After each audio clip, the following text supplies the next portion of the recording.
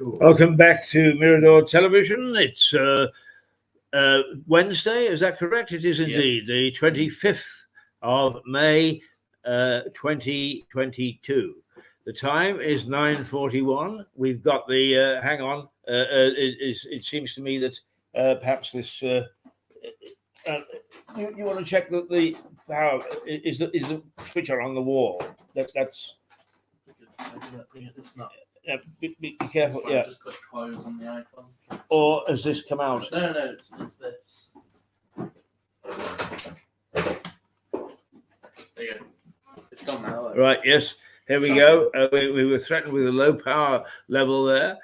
We are back with a decent bit of light. And with me is Stuart Dolby, our energy correspondent, and also a bit of a character on Mirador, and Max Hurd, our apprentice, but rapidly learning the trade very, very quickly, because he's been thrown into all sorts of things that of unexpected importance. Now, we've had a number of things today, but across the road in the Crown Court, Katie Price is in court. She is, according to Max, in there at the moment, and he is on standby. I didn't send the link before the show. But what we'll do is we will send a link. I'll do it really quickly. So just continue talking. Don't worry about it. Okay. Yeah. So if perchance she comes out and we spot her, he can dash over the road and get a live feed. Now, isn't that terribly exciting? Yes, it is indeed. On top of that, the castle is falling down, and Stuart is his house actually under threat. Is one of those houses that is under threat, and there are 6 or 7. And today we thought there was going to be a meeting with somebody from the district council, meeting the residents to have a chat about the situation. And it turns out that, first of all, the meeting was yesterday, and secondly, they didn't call together the interested parties. They just knocked on the door of one resident who presumably has reported this thing, and had a chat to him. Now, that doesn't sound to me as if it's taking any account of in-depth concern, but we're going to get Stuart to outline the whole story in a minute. So there are 2 stories, and on top of that, of course, we've got the papers yelling and screaming about the windfall tax, and this is right in Stuart's backyard, and he's got some information on that. And finally, Max has got an interesting little story about Saudi Arabian investment in Nintendo. It's the online games. Yes, I have to find the article, but the headlines say that Saudi Arabia has invested $3 billion into Nintendo, and they are now in control of Mario Kart 8. And it seems like, I think she's coming out now, actually. Well, you go then. You finish that story. All right, off you go, Max. Well done. And we'll watch for you to come on. Right, sit ye down, young man. Oh, I love it when it's like this. Huh? I love it when it's like this. All actions, all guns blazing. Just while we're waiting for Max to see whether in fact he's got anything over there. We'll talk about Edinburgh, shall we? Sorry? What an interesting story about Edinburgh, really. Yeah, well, I was just actually going to ask you to fill in on Edinburgh. But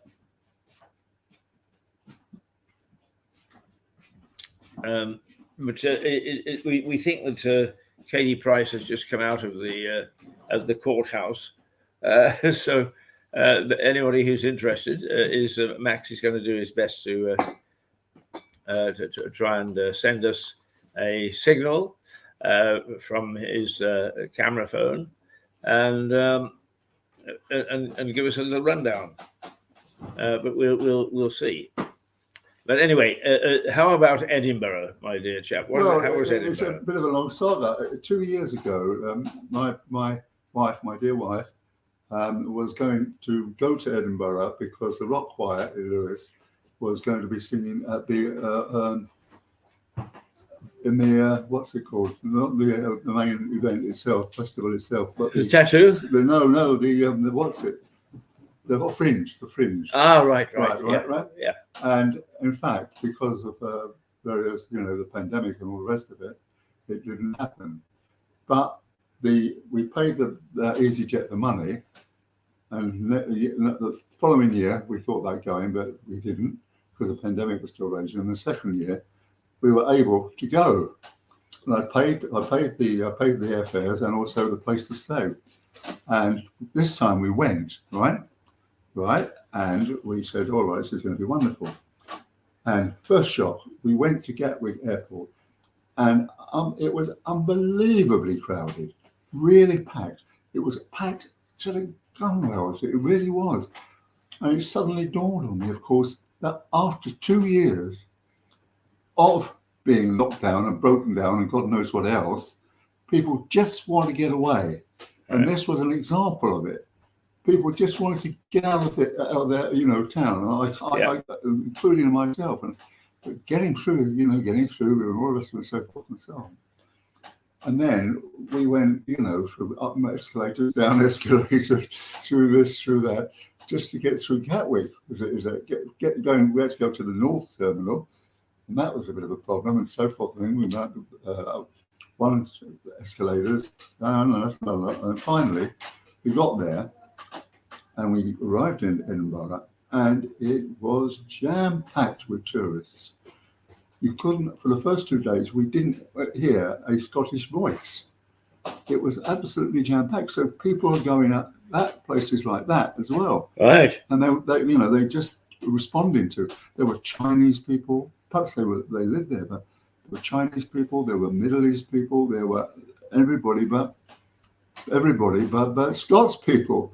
And so we went to the Royal Mile beyond the Royal Mile to the Old Town, which is where it's got the Royal Mile runs along the top of it. And we walked down, and there was a pub. We went into it, and there was a guitarist singing "Over the Seas to Sky," and I thought, this is the real Scotland. We're finally here. But then, as my wife was a designer, and when she lived in Wales, she actually designed ponchos and woolen mills for the wool companies. And so we went around and saw all the wool fields. And I happen to be a Scot. Dorby's not my real name. My birth name was Dorby's my stepfather's name, and my birth name is MacPhee. And MacPhee was one of the smallest clans. It was from Colonsay in the Hebrides, and it was the archivist to the Lords of the Isles. And when one of the Jameses got fed up with the Lords of the Isles and set the Campbells on them, there was a disaster, and the MacPhees came to Scotland, to Newfoundland, and so forth and so on. And I wanted to find something of the MacPhee tartan. Was it a scarf, or was it a jumper, or whatever it was? And we couldn't find it because MacPhees had various spellings. One was M-A-C-P-H-E-E, then it was M-A-C-F-I-E, and then it was also called MacDuffie. Ah, right. And finally, my wife found a little pair of cufflinks called McPhee. But I also got a Lords of the Isle McDonald's task and scarf, which was wonderful. So it was a very, very, very nice time being there. And the accommodation that was fixed up. Must give a plug here to the local Baldwin's travel agent. We got a Princess Street suite, which was actually a flat. And I've never seen anything quite like it. There were 2 bathrooms. There was the biggest kitchen, with the most amazing fridge. There was a dishwasher. There was a and I thought to myself, boy, I could live in somewhere like this. It was really good. It was a really good time to go. I'm glad that you had a good time. But the whole message was just the way people are just trying to get on the mass move. relief On the move. of getting away. Getting. And with the promise of a decent weather this summer, we can expect more of that. It's fine. All right, Max, what are you reporting back from the Crown Court? It looked like a freak show. I didn't know. A freak show, Casey Price? Surely not. No, it wouldn't let me into the StreamYard studio in time, and then she was already in the building. So she's in there, is she? She's in there now. I thought she would have been leaving. I was told she was already in there. She's in there now. She'll be leaving. I don't know. Well, back in the day, well, keep your eye open. See whether you catch her on the way back. Back in the day, this bar was the gathering place for all the court reporters, and they used to wait until somebody murdered somebody else. They wait for him to come out.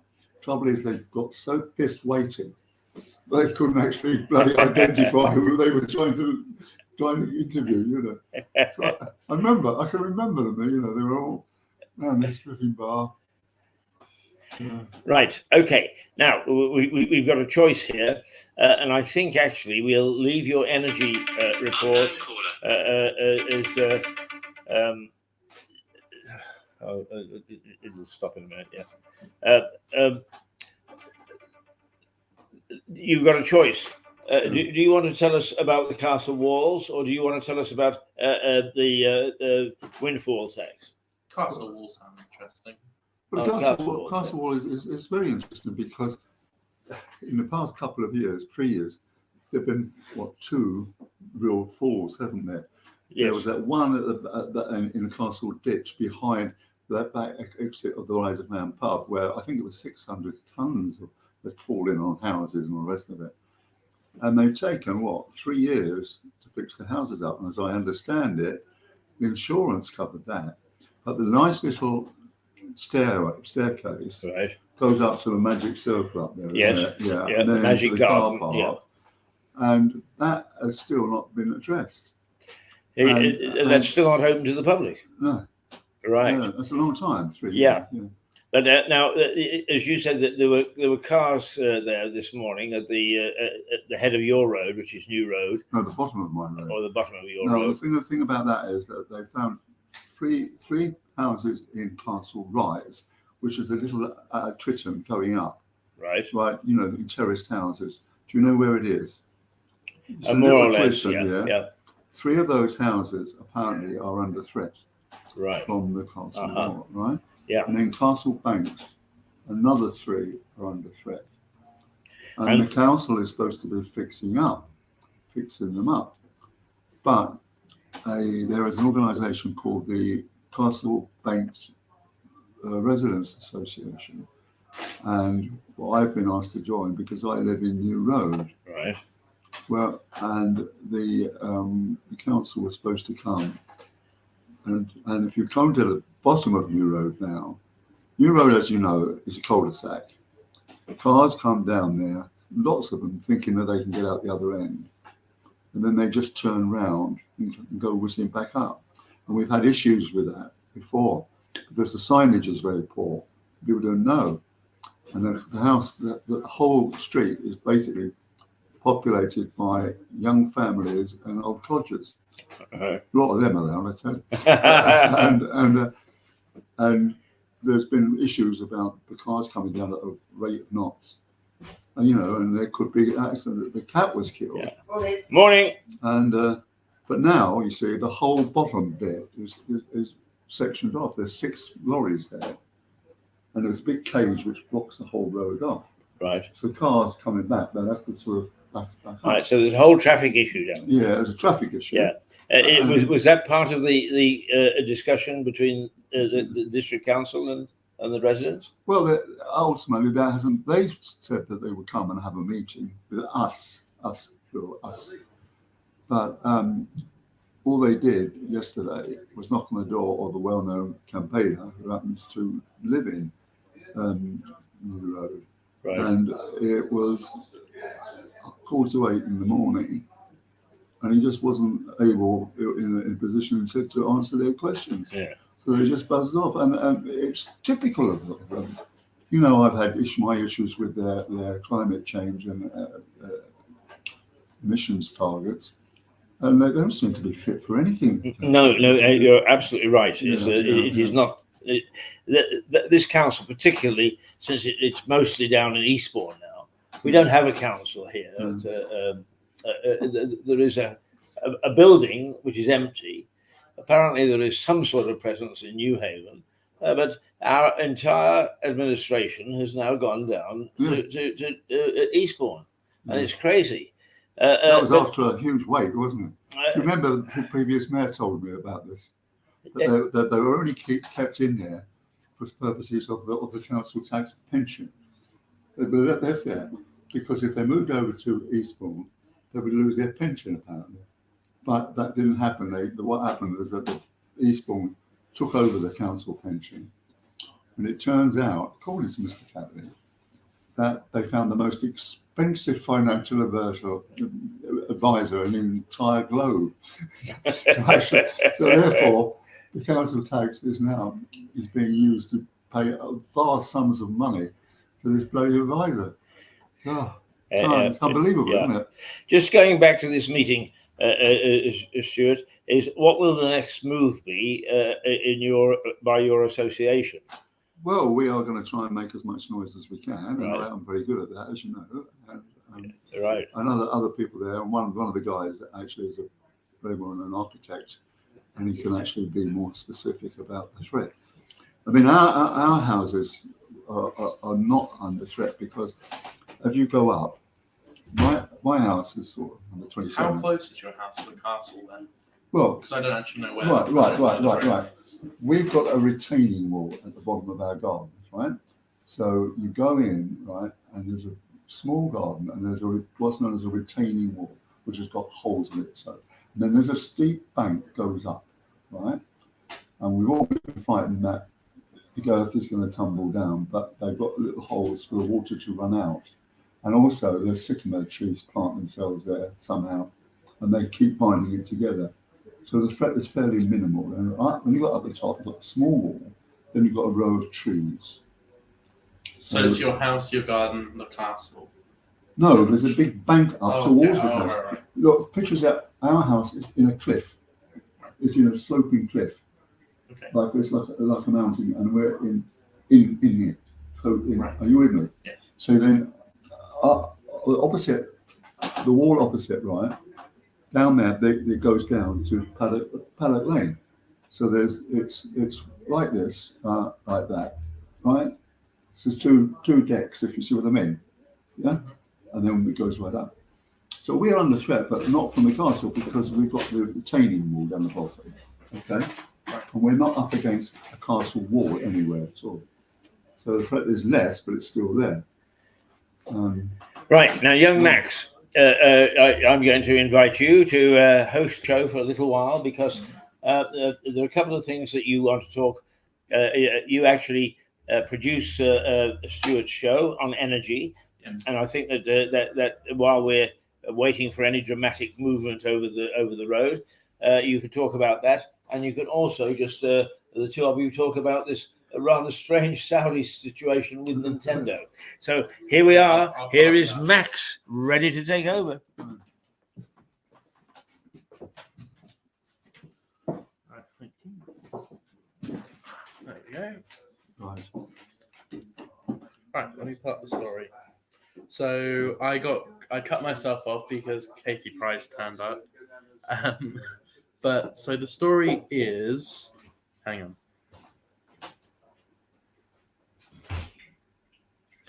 Nintendo Saudi Arabia investments.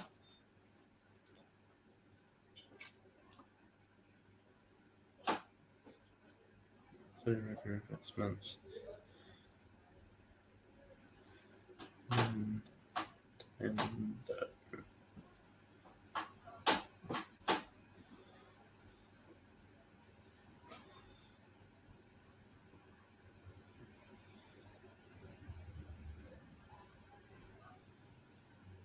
So it's a 5%. So Saudi Arabia has taken a 5% stake in Nintendo. And what Saudi Arabia is doing is, because they're Saudi Arabia, in the game Mario Kart, they're taking out all female drivers from the game. So there will be no Princess Peach in the game, for example, or I can't remember the other characters that are female that are drivers, but they've taken them out because Saudi Arabia. I don't quite know why they've. I mean, I know why they've done it, but it's a Western game. I don't understand. It just doesn't make sense to me. But it is pretty ridiculous. What do you think? That they've taken up. I think it is ridiculous, but this guy, MS, what is it? Mohammed, son of bin Sultan, isn't it? MS, what it's called? SBMS, MBS, yeah. He seems to be very, very revisionist and wants to actually change things enormously. And it's a bit weird that he's just managed to sort of come up with this. I mean, I don't know what it means at all. I mean, I know that they're not very feminist. No, they don't particularly treat women the same as we do over here. Well, no, of course they're not allowed to drive apart from anything else. No. But he has relaxed things a lot in many areas, which has surprised me really, because they really are a medieval family, and they for years and years and years, people have said never actually mess with the family because they're not going to give in. They're not going to actually come up to the current day, and they've still got all these kind of taboos that women can't do this, kids can't do that. You've got to behave like people behaved in the 15th century. Yeah, they have some real backwards laws. They really kept to what the Bible, not the Bible, the Quran says. There's actually, I didn't know this. I found this out not that long ago. There's actually two Qurans. There's the Quran that says peace and love, and there's the Quran that says peace and love, except for anyone who isn't us. Yeah. They had. I can't remember what the two names are. I have to look up. Well, there's a splinter group, isn't there? There are two kinds of Muslims basically. There's Muhammad, which is the schism, right? The son of Allah, basically. Mm-hmm. And he has slightly different laws. So there are two different kinds of Muslims, basically. Yeah, and one of the books says things like, if you do this courageous act, I don't know, maybe, you know what I'm insinuating here. I don't want to get us banned from YouTube, but you can see what I'm insinuating. That they say that's okay, and if you do that, you'll go to heaven and get the 72 virgins. That's that portion of the Bible. The Saudi Arabians belong to a very severe sect. It's like the Sunni Muslims are much more relaxed, but you've got the Sunni Muslims, then the other Muslims. I can't remember the name of them now. And then there's a sect, very, very severe sect in the. I can't remember what they're called now, which is the Saudis adhere to. And they can't, they don't like girls doing this, where it's like Afghanistan in a way. But they do survive, and he wants to modernise. Well, they've got the world's largest reserves of oil for starters, and what MBS wants to do is to modernise the thing and go into all kinds of green prospects, wind farms and this, that, and the other. Because apart from the oil, the only income they got is the dates. This is it. But he wants anyway to actually go into things like renewable energy and that kind of thing, and desalination and that kind of stuff. How far he's getting, I don't know. Long time since I've been there. 1969, I think I was. Yeah. A long time ago. I mean, Elon Musk is the richest man in the world publicly, but some of those Saudi oil people are trillionaires. I guarantee there's already trillionaires, but they just aren't public with their money. And then obviously the royal family as well.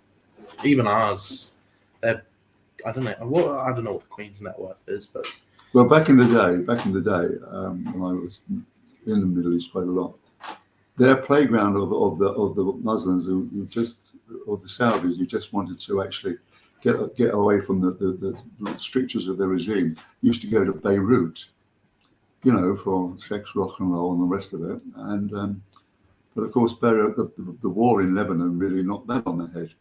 So now they all go to Dubai, which is more or less. I mean, the Beirut used to be called the Paris of the East, and it was really like that. It was just like a jewel, and all the men, boys particularly, used to have gold around their necks rather than the women. It was just really, really. What was your time like in Saudi Arabia? How long did you spend there? I was only there for a few weeks, but in Beirut I was there a lot, and that was really an extraordinary place to be. It really was. What was it like? Well, it's a mixture of sort of Monte Carlo and well, it's what Monte Carlo and the I don't know, and the casino really. It had a casino, and I remember once pitching up in his boat, and there was all kinds of other things going on, and you could really do have a very nice time. But then, as I say, the war just destroyed it all. That war went on from 1975 to 1995, for 20 years. I mean, 14 different ethnic groups in Beirut, but the main ones were the Sunni Muslims and the Christians, the Christians who were called something or other, and they were always at war. Yeah, I think they call anyone who's not them Kufars, I believe the word is. No, they've got a different name.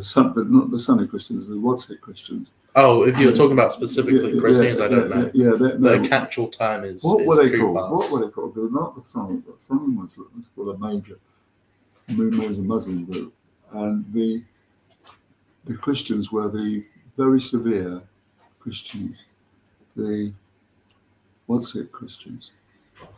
It won't come. Sorry, but they what were they called? And they were at odds with the Muslims, and they didn't quite have the majority for the parliament. The Muslims had that. It was only about like one or two. Yeah. Well, we're going to look behind the headlines for a little bit. But the one question, you weren't here last week, but one question that we were talking about was, have you heard about Calvin Klein's new model? No. Well, it's a pregnant man as a model. Hey? A pregnant man. What do you think about that? Have you seen any of this stuff? No. Well, there wasn't a Labour Party ad once which had a pregnant man. Yes. Yeah, and it was thought to be disgusting, wasn't it? Really. Oh, really? Yeah. Mm-hmm. What was the purpose of it, of Calvin Klein's pregnant man? Diversity and inclusion. Because obviously men can get pregnant. Oh, I see. Yeah, men can get pregnant now as well, and that's a very, very talking about this is actually a very, very controversial issue today. Is it? Yeah. Why? Because it's Calvin Klein. No. About men getting pregnant because. How's it supposed to be done? How's a man supposed to produce a baby? Through their obviously male ovaries, obviously, but no. So women who identify as men then give birth. That is a man giving birth, supposedly. That's a very controversial issue to talk about today. But when I talk to people like sort of your age and my grandparents' age, they're just like, "What? A pregnant man? That's ridiculous." But when you talk to people my age, they're like, "Oh yeah, men can give birth as well." So it's all about inclusion and diversity. Well, we learn something new every day. I didn't know that. Just so you know, men can't actually give birth. It's just a woman with a beard. That's what it was. That's all it was. But yeah, I don't think. I'll show you the picture at some point. I don't have it now. But we're just looking through to flick through, see any stories. Did you want to talk about energy at all? You got the Financial Times there. The company you used to work for. Don't believe everything you read in the newspapers, Max. Something I've learned working for the No, trust me, I try not to believe the news.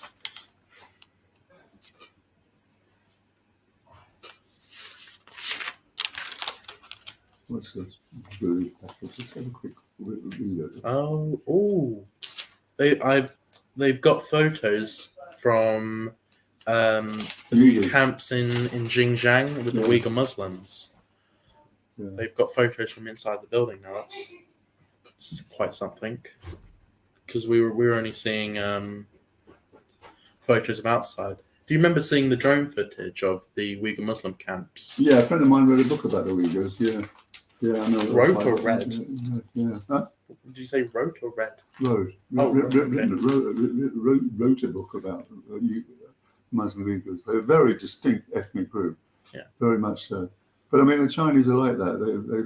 They're very brutal about any different kind of tribe. When the different Chinese, the Hans, all various different things. People say this country is racist. It's like, okay, go live in China for a year. Seriously, go live in Saudi Arabia or something, and then come back. Look, we are incredibly lucky in this country to have liberal basic. We're incredibly tolerant. Well, not only that, we have liberal values. We have freedom of speech. We have equality of opportunity. We have democracy. It's so you don't know. I worked in countries which are actually really, really locked down and terrible. You know, you wouldn't believe it. Places like Vietnam or Cambodia or certainly Russia and certainly what's the most China. What's the scariest place you've been in that sort of sense of like dictators, brutal? Well, I suppose Vietnam is because I could have got killed, but they didn't, unfortunately.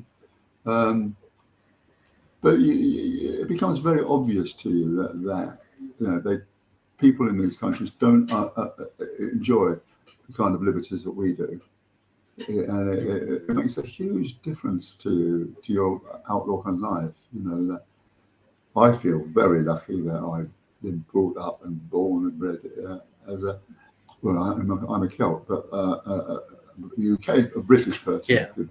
You know, very, very, very. You know, it's very, very. It's very difficult when you go around the world and go to these places. It does genuinely. And so, why are these people? Why is Kunik doing this? Why are these dictators doing this? What's the point? Is it an ego trip, or is it just what they're trying to achieve? And what is he trying to achieve? He's trying to restore the Soviet Empire, I assume. What's the point of that? What good is that doing him? I mean, I've never understood dictatorship. It's about controlling the masses, I guess. Yeah. I don't know. I've never really thought about that, to be honest. But so they got photos from inside the Uyghur Muslim camps. Literally, the drone footage that was coming out of there, for people who never saw it, these Muslims were being brought in on trains into these camps. It's like, gee, I wonder where we've seen this before. But what they do is they shave their heads a lot of the time. They take their jewelry and all their possessions, sell it, melt it down. They use them for slave labor. There's some rumors, which isn't, I'm not sure if it's true, but I've heard it, about Nike are using slave labor from Uyghur Muslims. I've heard they also pick cotton there. This is all starting to sound very, very familiar.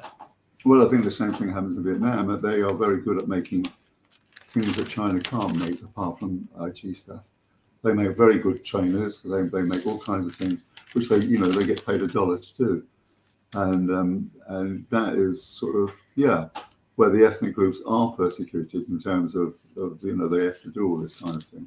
I guarantee you, this shirt is from Primark. I guarantee you this was made by Chinese slave labor. I'm sure it has. And the shoes I'm wearing, they were only £12. Yeah.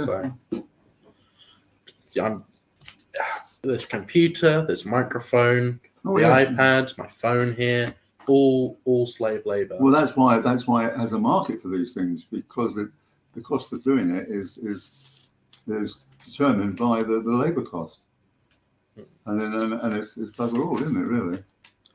It also annoys me when people go on about slavery 400 years ago and say, "Oh, how bad it was."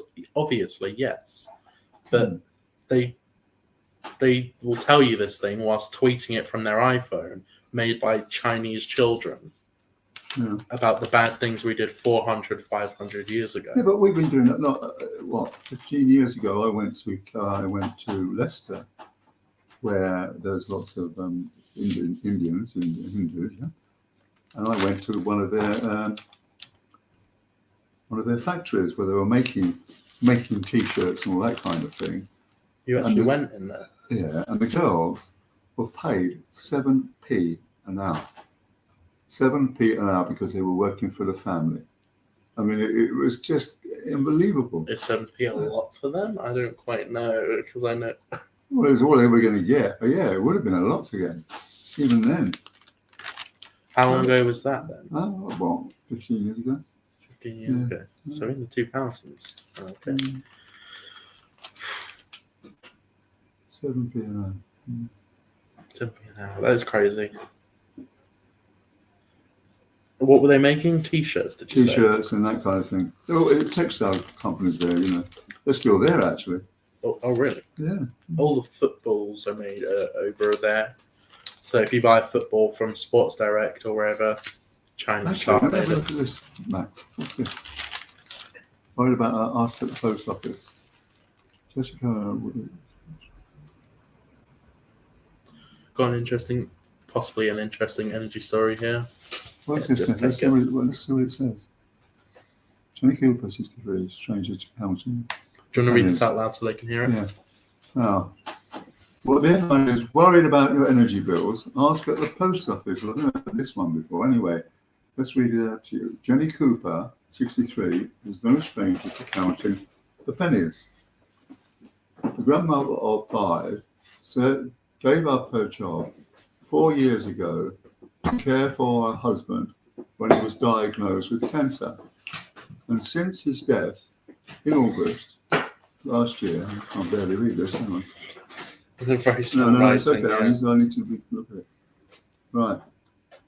And since his death in August last year, she has been living in just £17 a week in universal credit. What? But around £25, a third of this meagre sum is now being swallowed up by her prepayment energy meter, up from £10 last year. Fortunately, she is today receiving expert advice, albeit in an unlikely place, the local post office in New Square Shopping Centre, West Bromwich, is one of 4 locations where British Gas is trialling a pop-up advice service this week to help people tackle soaring energy bills. Bosses at Britain's biggest energy supplier hope house holders will feel comfortable at post office branches when many already withdraw and deposit cash. When I visit on Monday morning for the launch, a huge sign has been placed outside the branch that reads, "Struggling with energy bills, we're here to talk." Citizens and vice representatives are busy handing out leaflets about budgeting, budgets, prospects, and tote bags to passers-by. Inside, a screen has been placed back to the council to provide some. Oh well, this is a bit. Do you want to just give a rundown of the story so far? Well, yeah, it's just a bit of a bit of a hoax, I think, really. Oh, okay. What was that? They said she was living off £17 a week. Yeah. That's Chinese children money there. That is not a lot of money. Sailors deprived. Basically, they're trying to give advice of what to do, and they're not really helping in any really. British Gas is not like that, I can tell you. They're awful people. But look, let's go into the whole question now. In the past 2 weeks, there's been some extraordinary things happened. Sunak came up saying that he's got £22 billion to actually help with people's energy bills. Then it was announced that there will not only be a windfall tax on fossil fuels in the North Sea, there would also be a tax on the electricity suppliers. That is the big five energy companies that deal with our bills. That's British Gas, EDF, Empower, German, EDF, French, E.ON, German, Scottish Power, owned by the Spaniards, and SSE. Well, that might have been taken over by OVO, I think, and may really dominate the market to the tune of about 85%. Is there any possibility of like a small energy company managing to get in, like an independent one? Well, there was. Look, we have to go back, Max, to 1974, when because of the coal miners' strike, there was an energy crisis, okay, which did for Ed Heath as Prime Minister, and then there was a 3-day week, and I can remember we were actually heating up the evening meal over a primer stove. Over a what? Primer stove, right? And then people discovered that there was an awful lot of gas in the North Sea, and over the years, the gas became a gas, the energy source of favour. And in the early 90s, Mrs. Thatcher privatised the energy companies, which I think was a huge mistake, because this meant that it established a oligopolistic cartel of 6 big companies, 5 of which I just named. Do you think it would be more? What do you think it would be better if it was government run? No. I think probably not, because it was proved not to be very efficient. Right. It wasn't very efficiently run because nationalised companies are run by people who are not paid very much, and therefore they're not very good. And this is a problem with nationalising companies, right? So anyway, it went along, and these companies did just what they want with the prices: put them up, and it became a political issue. And Ed Miliband, who was then the leader of the Labour Party in 2012, said that if I get into power, I'm going to bring in an energy cap. We didn't get into power. David Cameron did. And who was before David Cameron, by the way? Before David Cameron, Prime Minister. It was Blair, wasn't it? Oh, was it? Yeah. Okay. All right. Sorry. Carry on. Yeah. And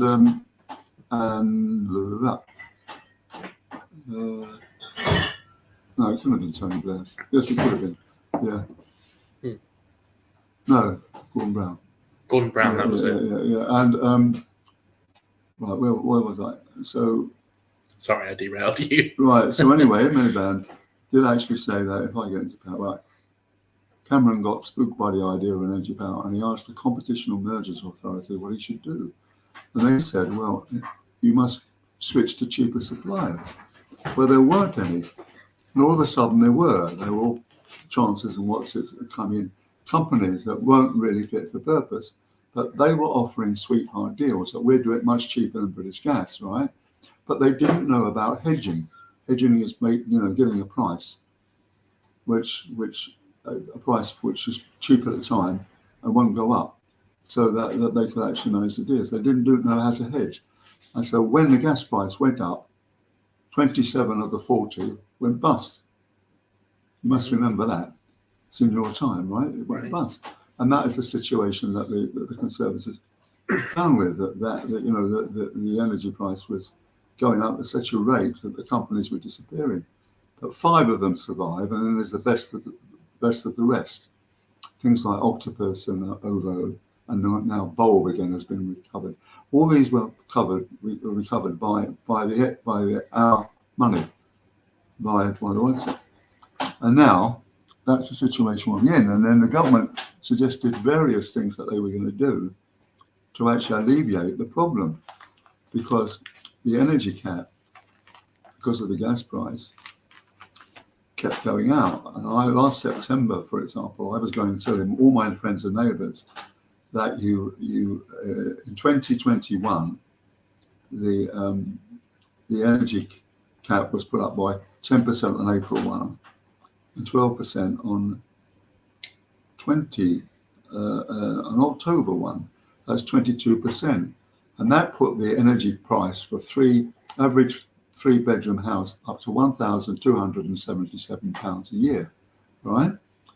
And then it went round to the 1st of October when the energy crisis, because of Ukraine, and the gas price going up because of Ukraine, it went up. And on April 1, it was predicted that the price would go up to £700, taking the energy price for 3-bedroom house to £2,000. That meant fuel poverty, didn't it? A lot of people couldn't afford that here. Yeah. And that right, and then it goes on and on. And there was suspicions that the price would go up on April 1st, 2022. Yeah. Yeah. Again, and it went up by 700 quid to 2,000, right? Yeah. Right. And now there were suspicions that it was going to go up again in October this year. And that's when they really began to panic. So they said, first of all, they said, we are going to drop the levies on that. We are going to drop that green levies.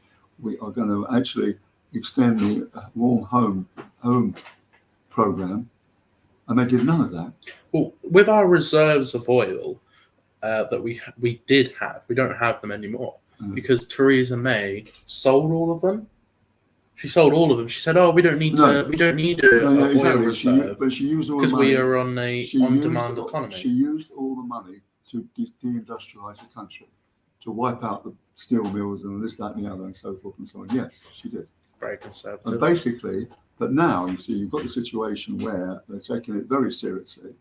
And in the past couple of weeks, Sunak said he's got £22 billion to actually help alleviate people's energy bills.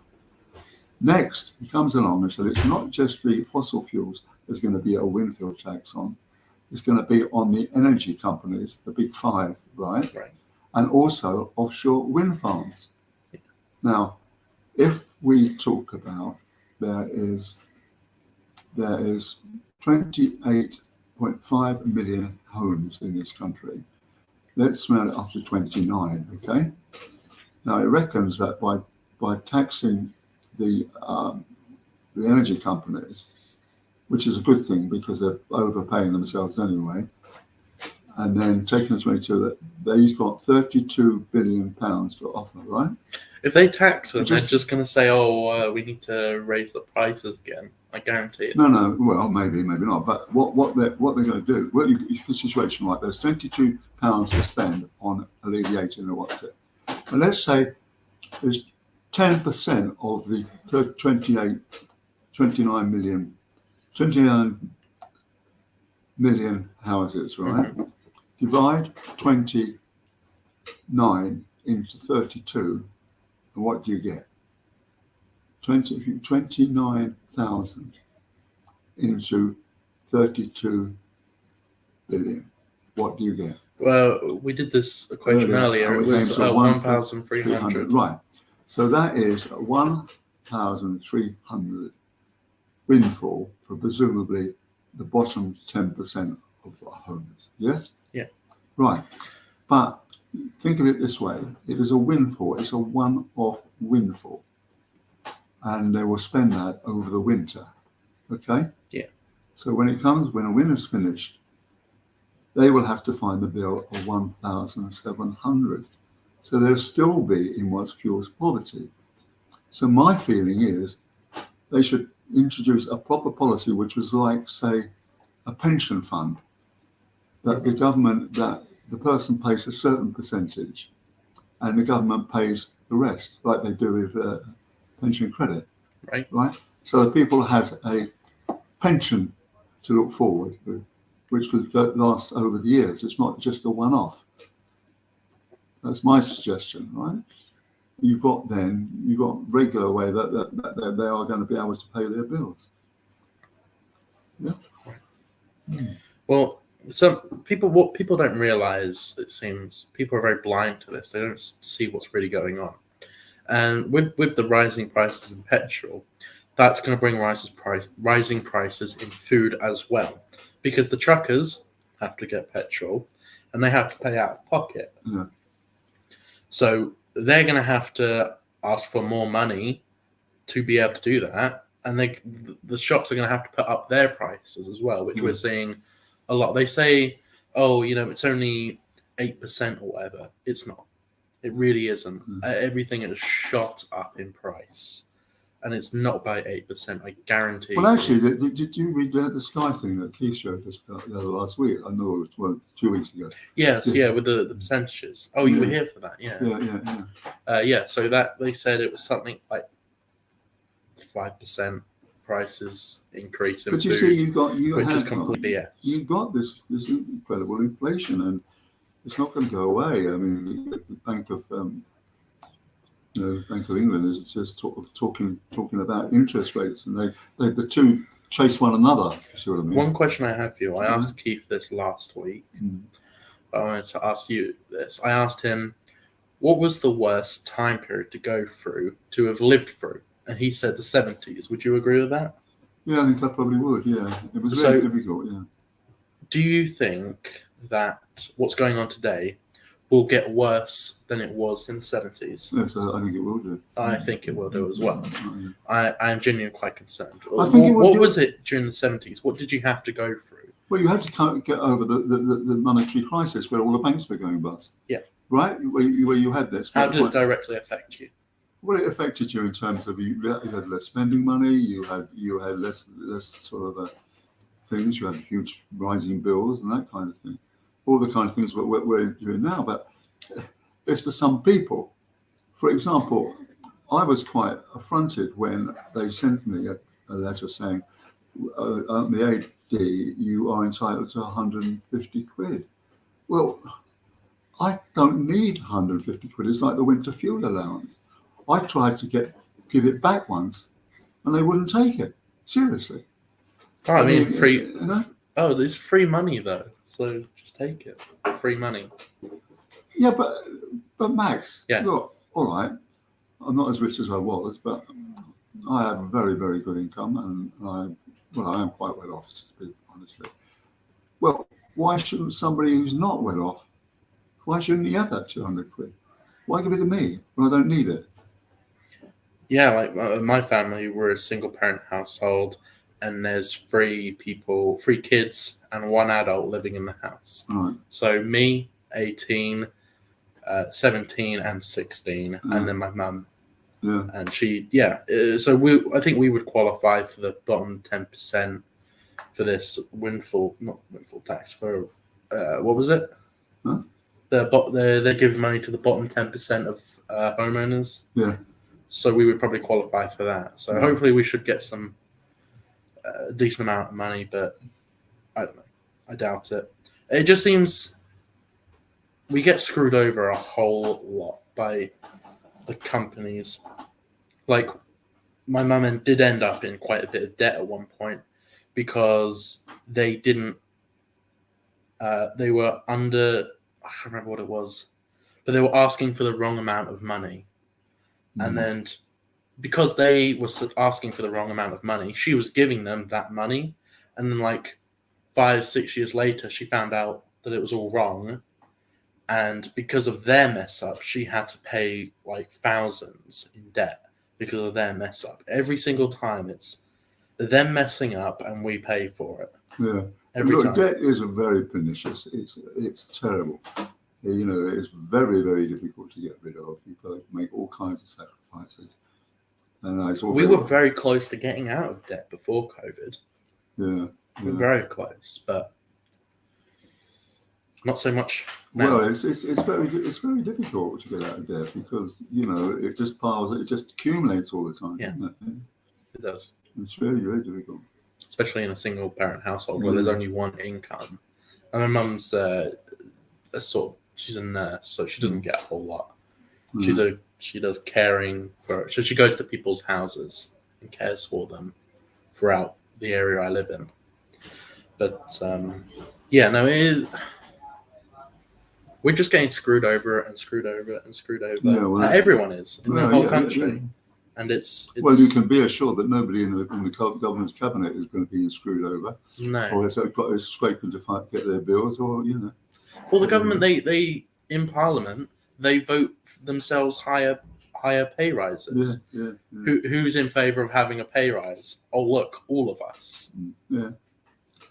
Oh, it's wicked. Yeah. It is wicked. It's and also it's very, very difficult, to get out of debt. It really is. And it's very pernicious because it means you can't really enjoy your life, and that kind of thing. If you had control over the laws of this country, what would be the first, 2 or 3 laws you would pass? Oh well, I mean, I would. What would I do? Yeah, I would tax the rich more and give it to the poor. But I mean, that's very difficult to do. Well, the issue with that, the rich people would just leave. Look. I pay 40% rate of tax. Okay. 40. Yeah. So, well, on some of my income. Right. Now, if that went to the people who need it, I would be very happy. But it doesn't. If it doesn't, because it goes to the Trident nuclear power station, right? And God only gives it all kinds of other things. And that's why, you're actually very, very keen to sort of dodge paying 40%. There are ways of doing that, obviously. I mean, my first one would be get rid of as many taxes as possible, not more taxes. Because taxes seem to not really help anything. I think if you just had your income, that would be a whole lot nicer. No, you've got to have taxes to actually establish anything, to build hospitals, to build I would schools. Get rid of as many taxes as possible. I would cut taxes by immediately 50% on everything. 50%? Yeah. On everything? On everything. And then from there, see what we could do. Because we spend way too much on useless things that we don't need. And a lot of it goes into salaries as well. Well, I mean, look at all these bankers that paid fortunes, weren't they? And they're always bailed out. They're always bailed out, yeah. But also, people, rock stars and things were going and living abroad and that kind of stuff. I remember being in the 60s when the Rolling Stones went to live in France because they were being taxed so much. And if you go and live in the Cayman Islands, like Richard Branson does all his transactions in the Cayman Islands. No, well, to be honest, if I was mega rich, I would do the exact same thing. So I'm not going to criticize them for that because I would be doing the exact same thing. Because I would like to keep my money and not have it wasted on the government. But that's very difficult. That's very difficult. You don't mind paying taxes if it's going to the right reasons. But if it's not, well, that's the ideal. Yeah. But in reality, I don't think that'll ever happen. I really don't. It'll take a good person to get into politics. And that's not going to happen. That's certainly not going to happen. A good person getting into politics. Oh, I think people go into politics for good reasons. I mean, they go in for good reasons. They want to make a difference. Some of them, And I think a lot of them just go in because of the glamour and the rest of it all. Yeah. Just want to be famous. Or it's an easy life. Yeah. It's a really easy life. Mm-hmm.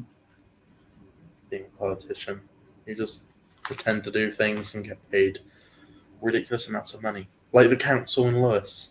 Huh? I said, like the council in Lewis. They're getting paid to do what? Well, the councillors are not paid.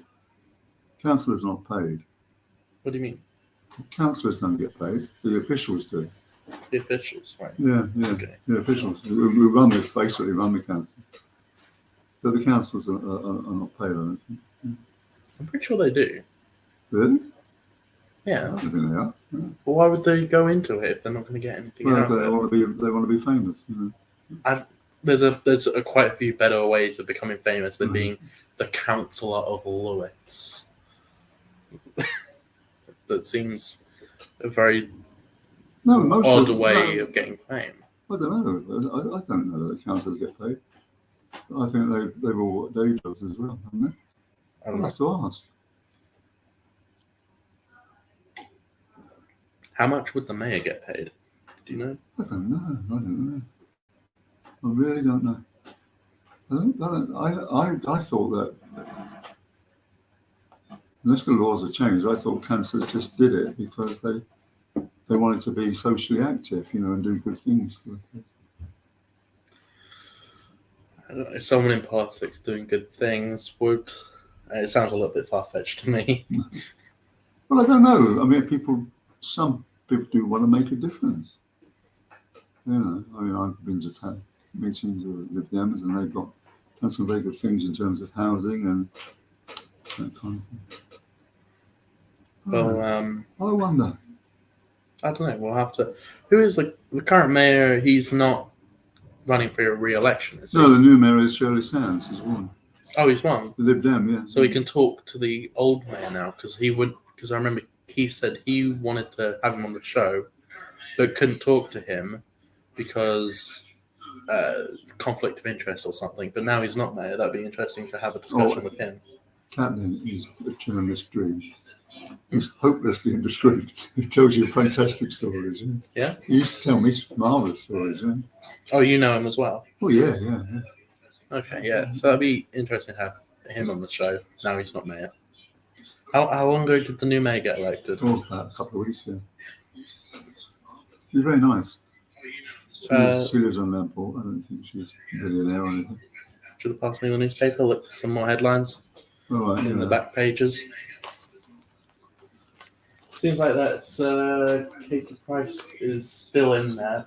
Hasn't come out because the paparazzi is outside. It really did look like a clown show, honestly. They were tripping over each other. The paparazzi trying to get a photo of her. It seemed pretty ridiculous.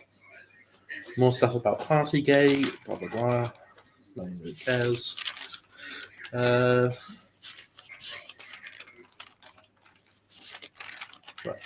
is this? Must stop punishing the elderly for crime of not being able to work on. Wow. Okay. Just looking for some good headlines. Looking through the newspaper.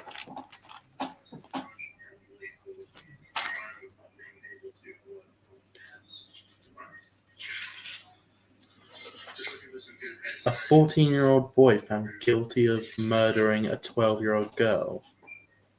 Jeez, that's a. Oh, we were talking about it last week, but did you hear about John Venable? The guy. Oh, yeah, I remember. Yeah.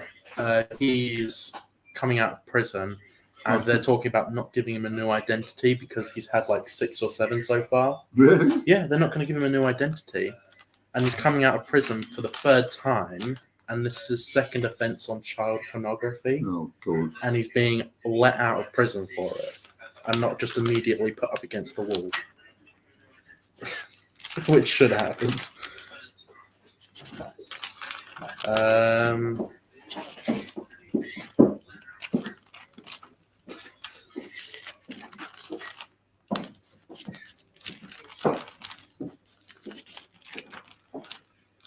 There's a lot of adverts in this newspaper. These all just seem to be adverts. Have you got anything interesting going on? Not really. Well, I'm always involved in this energy stuff.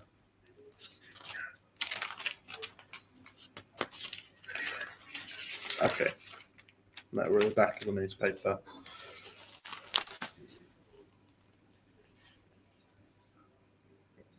No. Councillors are not paid a salary or wages, but they are entitled to claim allowances and expenses to cover some of the costs of carrying out their public duties. All councillors will receive an annual allowance. Okay. Did you? No? I'll say that a bit louder so it can be Yeah. heard. So, Stuart just searched it up. Councillors aren't paid, but they are allowed to claim expenses on the cost of carrying out their public duties. So, expenses like travel, I guess. Yeah. But there's been a lot of scandals with that, public, like with the expenses. Because people were buying Mercedes and stuff, or BMWs on public expenses, or whatever. Well, I don't know about that, but I mean, they certainly. Well, with MPs. You don't get away. I find when I put in my expenses for my business that you can't put anything in for food and drink, for example. Can you not? No. Well, you could. No. That's long gone. How long ago did that go then? Oh, years ago. Didn't know that.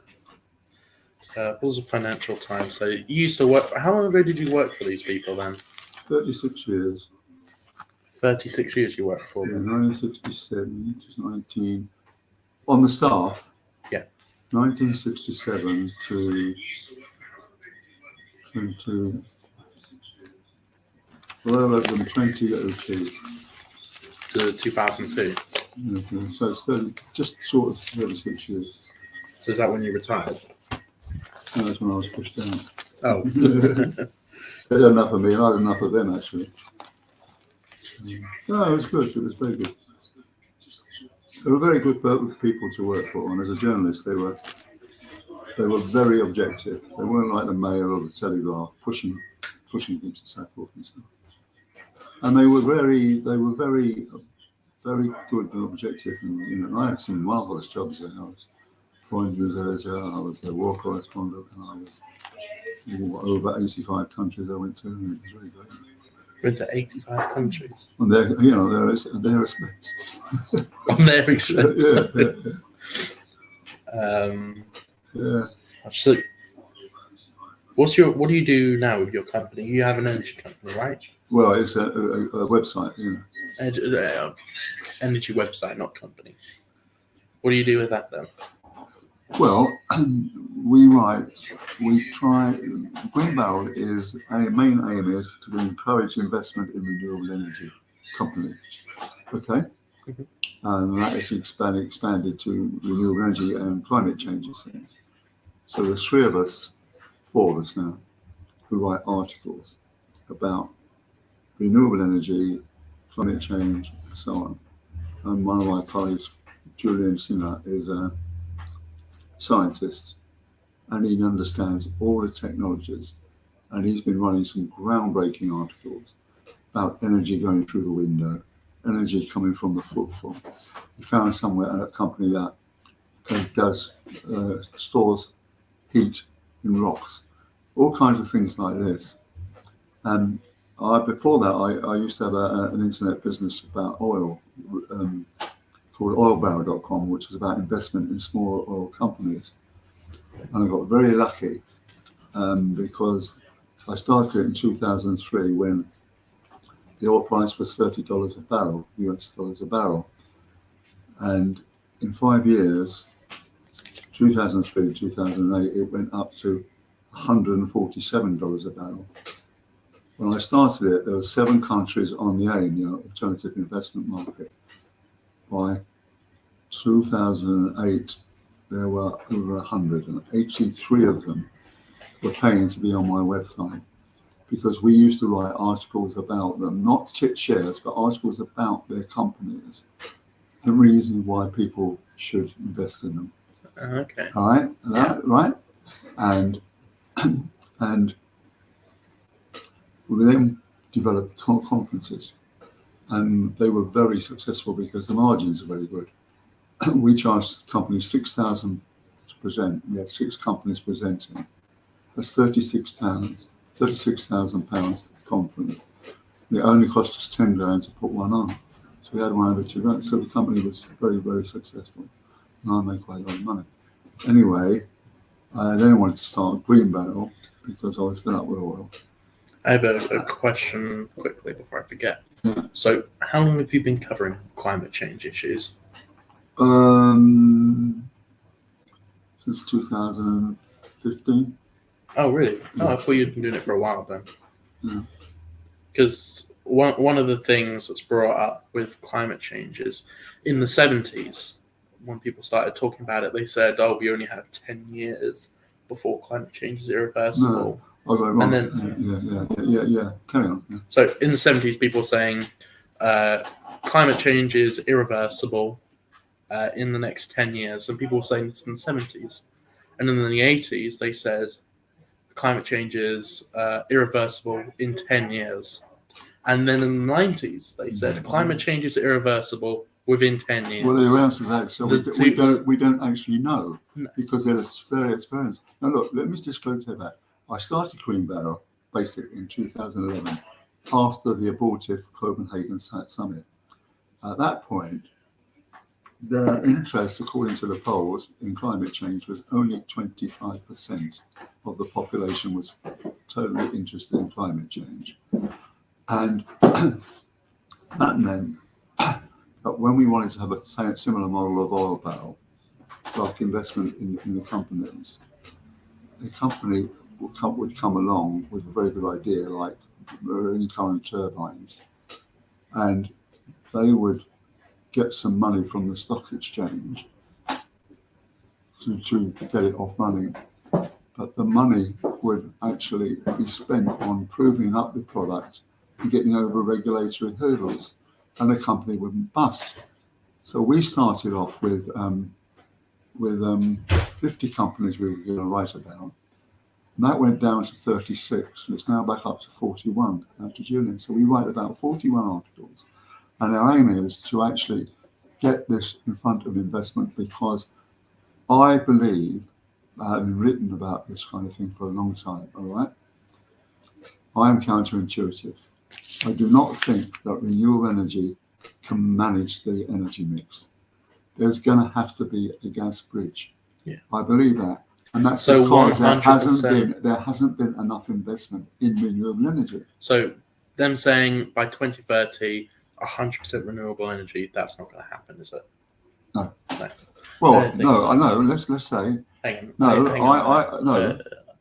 DJ Helm, who is the government's advisor on this and an energy professor, he says the gas bridge of 15 years. Yeah. So it will be 15 years before renewable energy is actually. There just wasn't there wasn't the investment, Max. That's the whole point. Right. I think there's some commotion outside the courthouse. It looks like Katie Price will be coming out any second now. Keith's already out there. Right, let's kind of look. Oh, hang on. Let me enter the studio. Am I in? Hello. Yeah. Oh, there we are. All right. I'll be back in a second. So this is my camera. You'll see me from outside.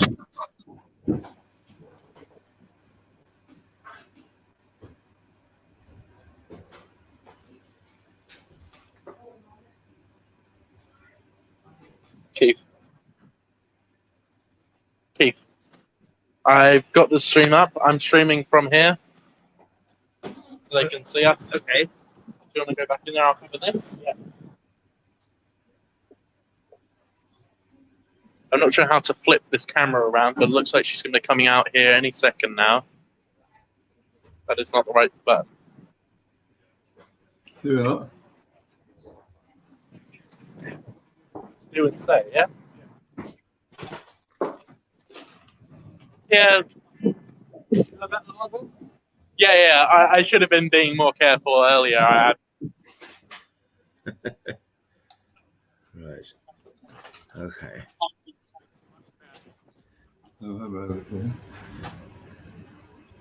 What is the case about?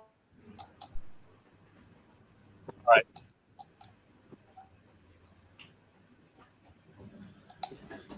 Right. You've had a good chat here this morning.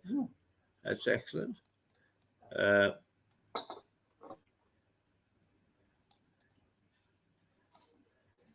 Right, we've got him in our sights here. Oh, here we are. Do you have your? Can I borrow your earbuds? Because I can't hear you from outside. What do you want? Your earbuds. Do you mind if I borrow these? No, take them. Yeah. Here we go. All terribly exciting. God, why is it so cold? Have you been able to see Katie Price quickly? Well, I think she must be coming out pretty soon. Eh? Now, let's make sure that your stream is still on,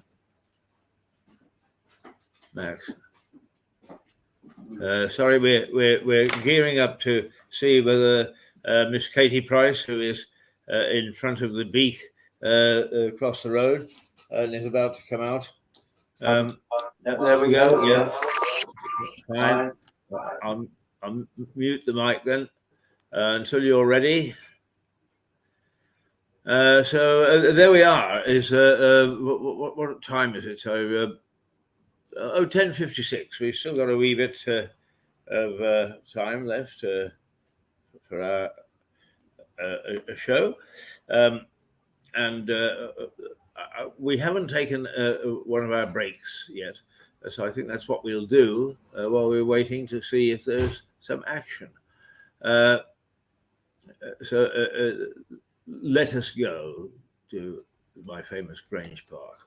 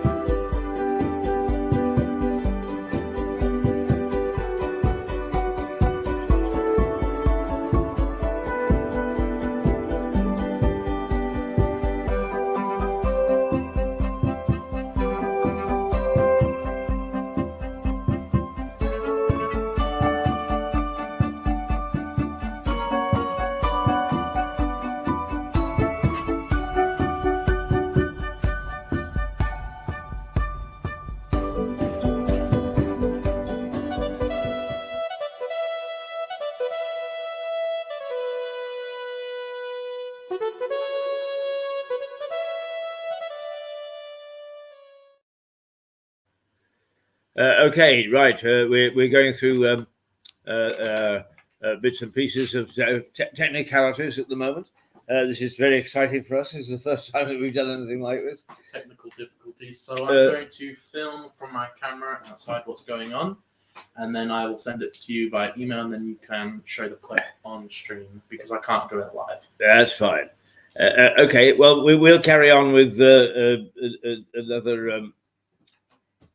For the last half hour, we'll take a look at the we'll take a look at the newspaper front pages again. Sure. What were you rabbiting on about to Max? All kinds of things. Yeah, I know. I've been watching you over there, and you had a very good show. Where do we stand with this castle building situation now? Well, I don't know. We were just waiting and seeing what they're going to do, because we've got to actually find out how long they're going to be there. What they're affecting everybody, in the street, aren't they, with the cars and that and the rest of it. But it don't seem to be very forthcoming. I'll have to speak to the various people involved at the moment at some point, but they're not very talkative, I'm afraid. No, I know. It's actually. I'm not quite sure what happened, but the town council advertised for a part-time PR chap, but I've nobody has ever contacted us, and whenever we've spoken to councillors, we've always spoken directly, and the district council has a PR, don't they? Paul Hood or something. Yeah. Have you ever tried to get hold of them? Yeah. Have you spoken to them?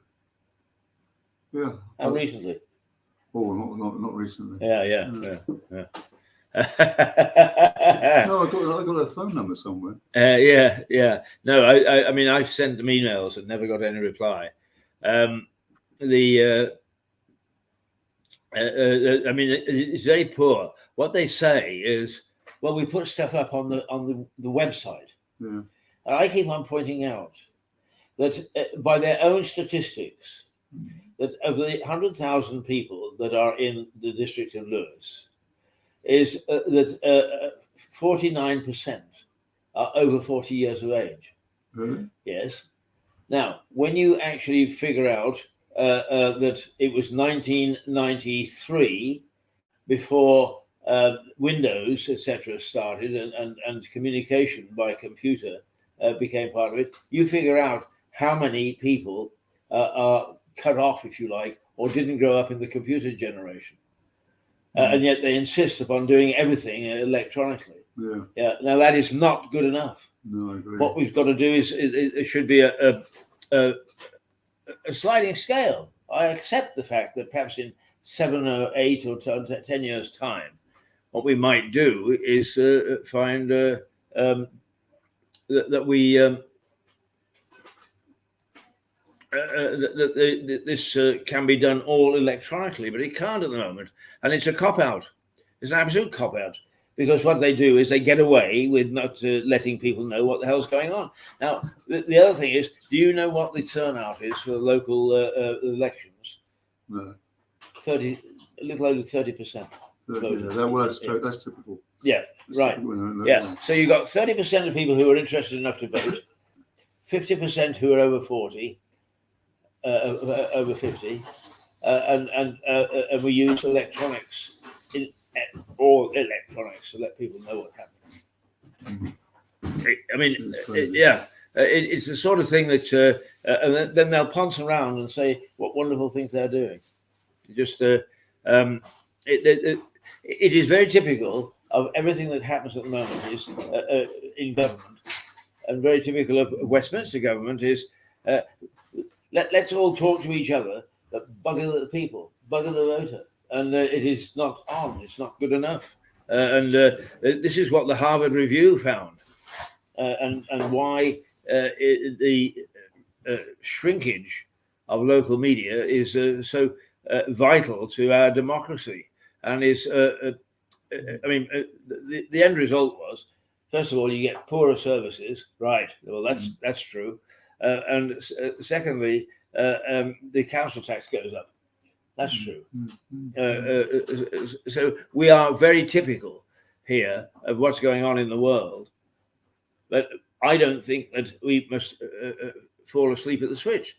We are a local media, and we have every right to ask the questions of these people. And the fact that their PR doesn't is then, if we speculate, that's their fault, right? Yeah.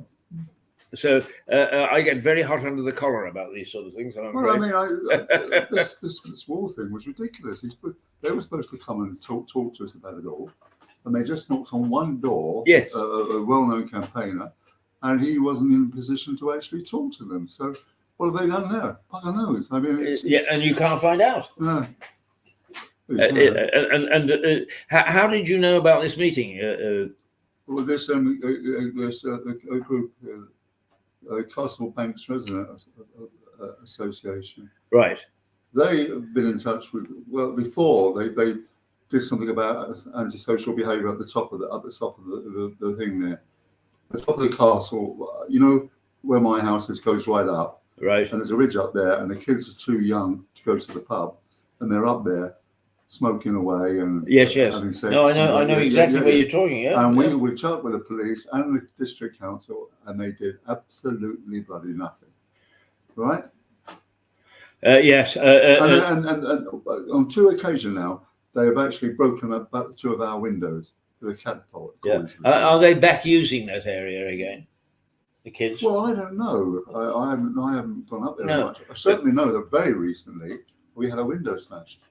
Yeah, because we did a couple of years ago. We did extensive programs on that with Paul Miles, who was now no longer a resident in this parish, but he was one of the leading lights in it, and it was rather well done, I thought. Really? Yeah. But the unfortunate thing was that it got it got bunged with this landfill because it was just at the top of those stairs. All right. But I'm not, I haven't. I must. Well, it's boarded up. You can't. Can't go near it. No. It'd be worthwhile taking a look around, I think, again. It was very sad that nobody wants to talk. Nobody wants to say anything. Right. Okay. What I would like you to do, if you don't mind, is just do a little resume of the situation as you see it with the energy crisis. Well, we've just done that. Basically, Yeah, basically, right. What, as far as we can see, is the 22 billion of income available by Rishi Sunak. Right. Now he's actually brought in a windfall tax on the energy companies and the wind farms and so forth. Now, my estimation is we look at there are 28 million homes in this country, 28.5. Let's make it 29. Right. So let's say 10% of those are in dire poverty and near support. So we would Max and I would just actually dividing 32 dividing. What we're doing, Max, 29%. So it's 32 billion by 29,000. 29 million. No, 29,000. 29,000, are you sure? No, 29,000. 290 six figure. 290,000. 290,000. That's 10%, right? That is okay. That gave us 1.3. Hang on, let me redo that then. 1.3, well, 1,300 quid, 1,300 pounds, right? Right. Which would be going to each of that's per head, per head. qualifying. Yeah. Yeah. But it's a windfall. What was it, 29,000? 290,000. By what, 38 billion? No, by 32, divided into 32. And you get one at the 1,300. Yes. Right. So, but it's and that's the amount per head. Yes. Right. But it's a windfall. It's a windfall tax. So it's only one off, right? So that will see us help people through the winter. It still means they've got to find 1,700 at the end of the day. So I suggest, why don't they have something like a pension fund? Like you would like a pension fund where you put some in, if you're in a company, you put some money in, and then the government puts in, a company puts the rest. And in this instance, you put some money in, and the government puts in the rest. And therefore, it's like a pension scheme. Yeah. And therefore, you have something which is ongoing and not a windfall. And over the years, you would be able to pay your bills. Yes. So that's a very, very sensible suggestion. That's for myself. Yes. Yeah. Will anybody listen? No. Yeah, no. It's sensible. Yeah. You don't expect anybody in government or governance to listen to anything sensible. That's true. Always a pathfinder. Not the same. What they're going to say is, that bloody Dorby, he's not. No, they're not going to say he's a pathfinder. He's amazing guy, amazing ideas. They're going to say he's a bloody nuisance. Yes, exactly. Why doesn't he go away? Exactly. But however, have the satisfaction in about 100 years' time they may put up a statue to you.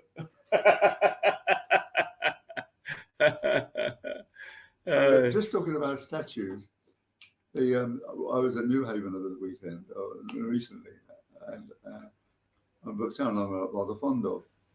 And do you know who the most important person who ever was in New Haven? Do you know who it was? Who? Ho Chi Minh. Oh, you mentioned that. He was on the ferries going across the Dieppe. And I thought, well, if they want to push statue up to everybody, why don't they have Ho Chi Minh? And this debate went on for years. And Ho Chi Minh, he's only been running a Chinese restaurant, hasn't he? No.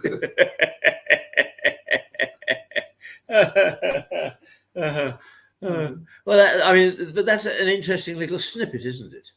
It really is. That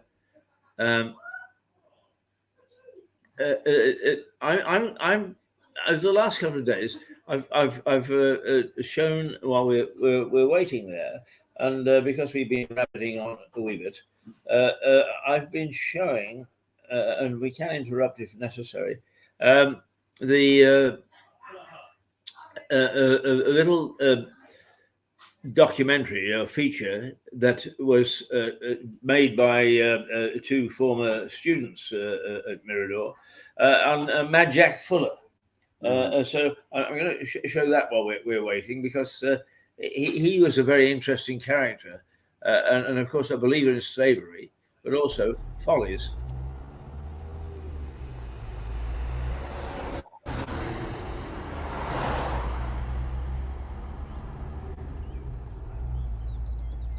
I always find it strange how two people can experience and view a place in completely different ways. Jack Fuller was born into money, and at the age of 20 he moved to Brightling in East Sussex after inheriting land and a fortune from his uncle Rose. At the age of 22, Fuller became the Member of Parliament for Southampton. Fuller lost his seat after a vicious row over his support for slavery. This was the time when he began to focus more on his estate and his love of combining art and science.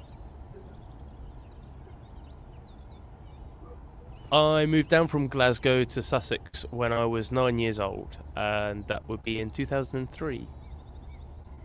I first saw the Follies when my granddad was driving me through Brightling, and I remember looking at them and just asking him what these strange buildings were.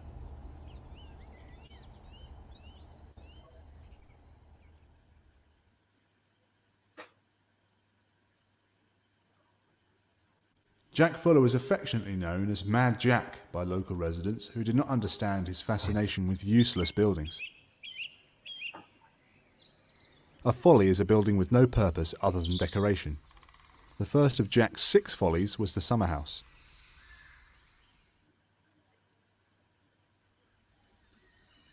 Jack was a keen gambler, and he entered into a wager that he could see the spire of Dallington Church from his window. Upon realising that he was mistaken, he quickly constructed the sugarloaf to very effectively mimic the church spire.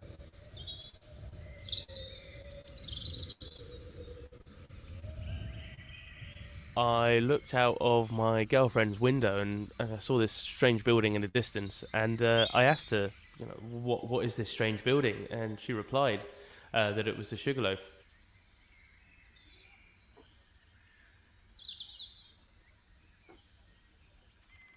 The first time I went, I remember I took my girlfriend there and I gave her a love letter.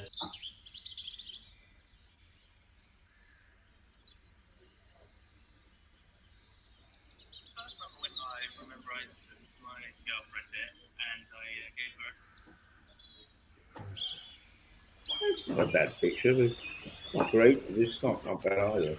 It's just nice. No, I'm just watching the feed. This is the Rotunda Temple was built to hold artwork, most notably paintings commissioned from J.M.W. Turner.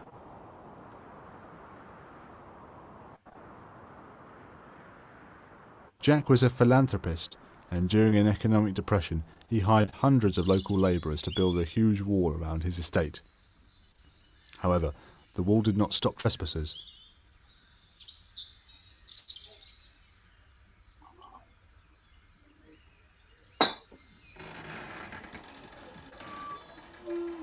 We all thought the temple was full of art, and I was a bit shocked to find out that there was none.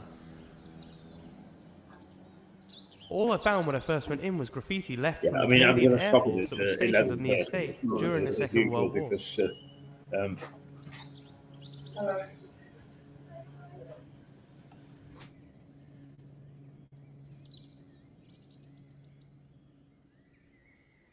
The temple is the motif for the internationally renowned Brightling horse trials, which brings in competitors and spectators from all walks of life.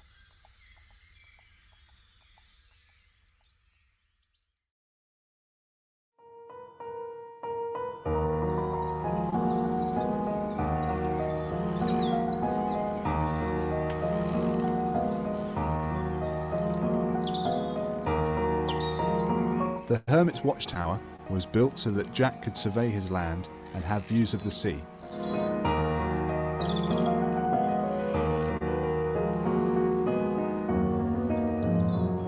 The tower was my special place. I used to go there when I was feeling a bit down or I had to clear my mind.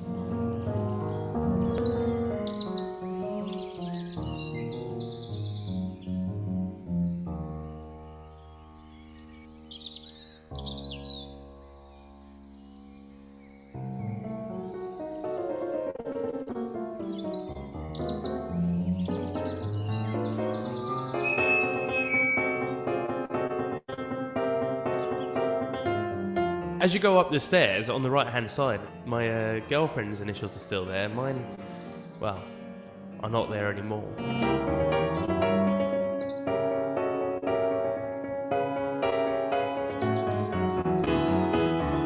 When I was feeling alone, I would go to the top of the tower, I would lie down, I would stare through the open roof. I'd wait for nightfall, and then I would look at all the stars. Yeah, I would wonder what my place on this earth is. Why I was here, and I would also wonder why the Follies are here.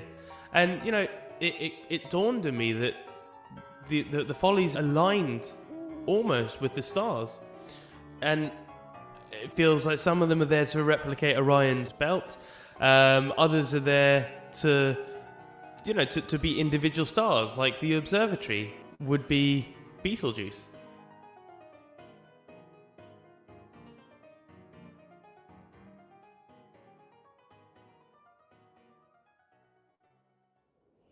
I've heard some people argue that the observatory is not a folly as it serves a purpose, but don't all the follies serve a purpose? They serve our local history, our culture. When I first came to Sussex from Glasgow, I was such an outsider. People had no idea what I was saying, and I had to get something to point me in the right direction.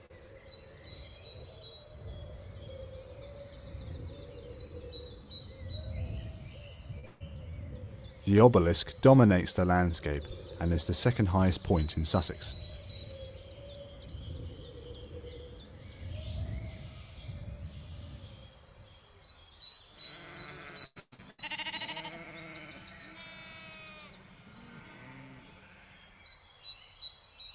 I remember looking up at the needle and realising that it pierces the vast, uninterrupted sky.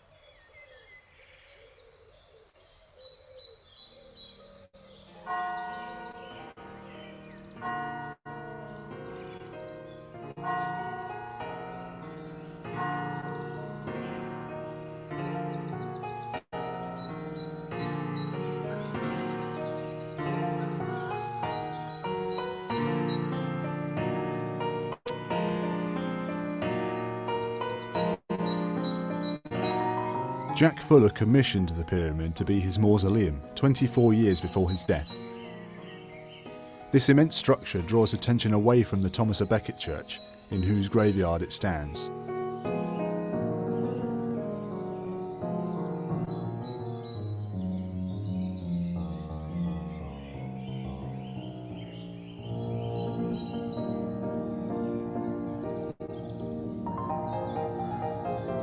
I've heard that Jack was buried in the pyramid sitting up in his armchair, with a glass of claret and a roast chicken dinner in front of him.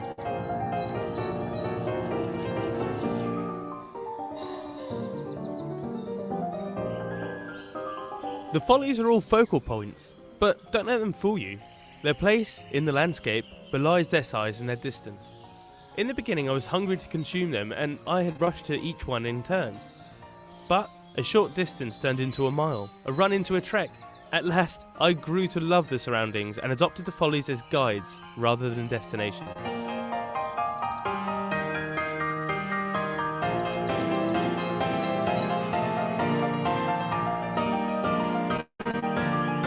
Jack Fuller was respected by many as a squire who, at a time of extreme poverty, when soldiers were returning from the Napoleonic War, did what he could to provide employment and prevent revolution. He was ridiculed by others for his views on slavery and his obsession with erecting follies while people were going hungry.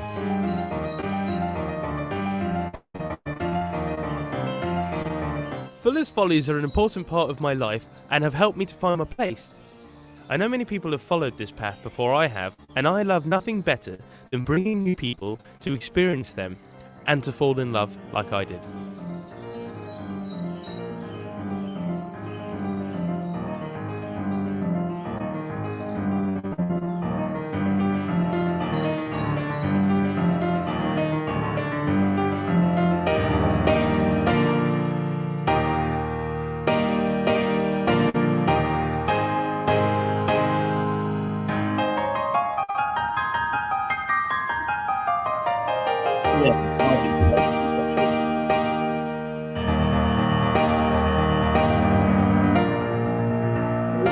Right.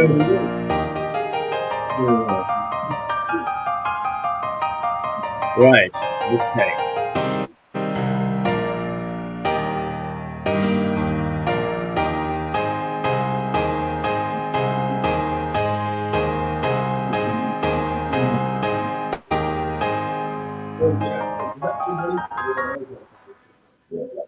Okay, here we go.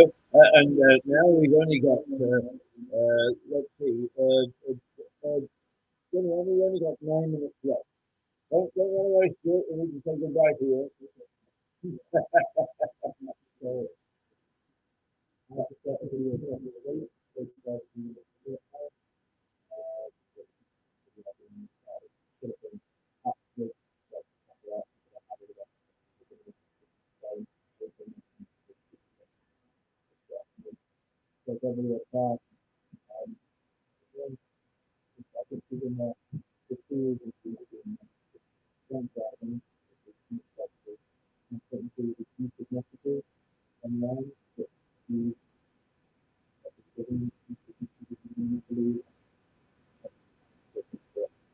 Right, yeah. Never get before we have to do a little report on it. You've got to get the facts right. Yes. No, so I don't want to do a proper thing because I'm not 100% sure. Super. All right. Well, we've had an interesting morning. We've reviewed the papers as we normally do. We've gone very carefully through the energy crisis with Stuart. We've taken a look at, kept an eye on Katie Price and also on Nintendo with Max. And I've footled around with one or two things floating around in the background, but giving them their head this morning to get on with it. So they now have shown that they can host one of these programs, which will give me eventually a day off. So it has been a good morning. 11:23 is the time. The date is the 25th of May and 2022. We had some people who have just come into the bar. Good morning. Hello. How are you? Fine, thank you. American and New Zealander. Come on over here. If you would like to, if you would like to be on TV. Yeah, we need to talk to you. Okay, then come and talk to me. Yeah, come on and talk. I'll give you my seat. No, Social get up. TV station, a local TV station. Right. So you're from where? I'm from New Zealand. Right. New Zealand. And my husband, come over here, darling. What do you want me to do? Come on, come and sit in on You're television. on the television. You say where you're from. Yeah. Where are you from? Hi, I'm from Akron, Ohio, USA. Right. Okay. So American and New Zealand. That's right. Right. Okay. Well, you and I have got a very slim connection Oh, okay. because I'm allowed to wear legally New Zealand All Blacks tie. Because Really? I was their liaison officer for the 1967 Are you tour. joking? No. Good for you. So do you go to New Zealand? I've never been to New Zealand. Oh, It you was should. their That's overseas tour. beautiful. Yeah. Oh, I know. Well, I got a much better. I was married to a New Zealander. Oh, really? Where from? She came from Auckland. Auckland. No, what am I talking about? Wellington. Wellington. Wellington. Okay. Yeah, and also, very interesting story, she had connections in the Shetland Islands.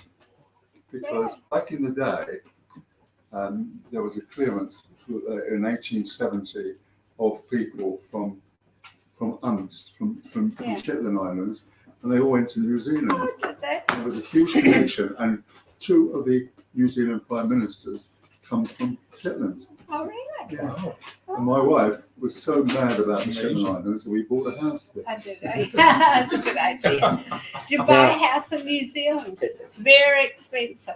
Yeah. Now, with the United States, we have a little office in New York.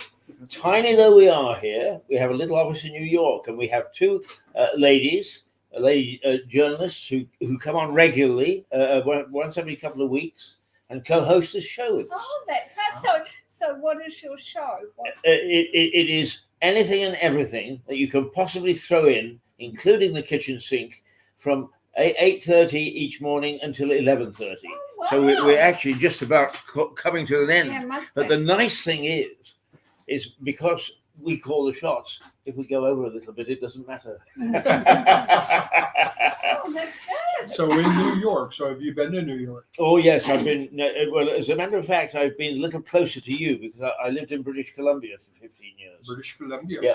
So I was just north of you, above the Yes. border. Yes. Yeah, We so- love Canada. We love Yeah. Well, Canada. my dear wife, dear late wife, she was Canadian born and bred, and Okay. she came over here and spent all her time with me. God help her. No wonder she went grey early. Well, that's what's happening to me then. Well, we're really enjoying this town.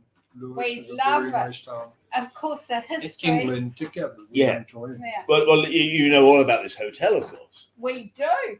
John's been upstairs and sat Into in the the sheriff's chair room. up Yeah. there and stood by the picture, and I took his And photo. you've seen Tom's signature on the Declaration of Independence. Yes, I did. Yeah.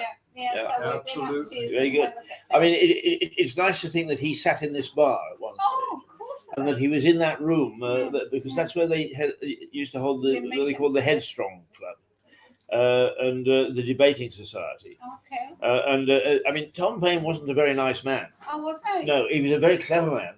In fact, he was a wasn't very genius, but he can be very rude. And he married up here. If you see Bull House, he Yes. married the daughter of the man there. Bull House at the pub up there. It's not a pub. It's next to the pub. Next to the pub. Okay, yeah, yeah. we are living the next house to that. Oh, are you? Yes. Right. When you say living, what brought you here? We do house sitting. Ah. We travel around the world, staying in people's houses, looking after the animals while they're overseas.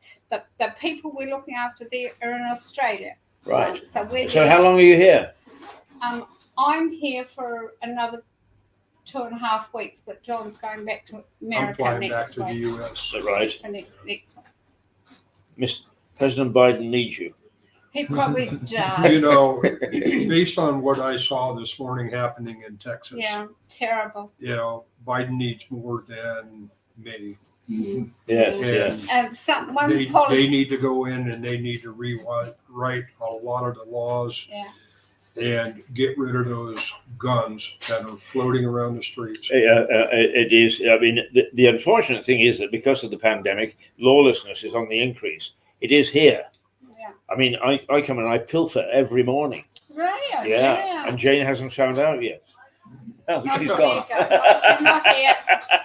You got away with it. You got away with that one. Yeah.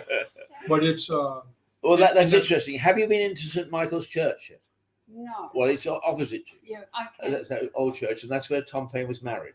Oh, okay. Yeah. It is a very ancient church, probably about 1100. And it was they think it was the church of the castle because it was a walled town, Okay. and that sits just inside the wall. So they could come down from the castle and go to church without going outside and having those vandal Saxons Yeah. try to hit them over the head. Yeah, good idea. Yeah.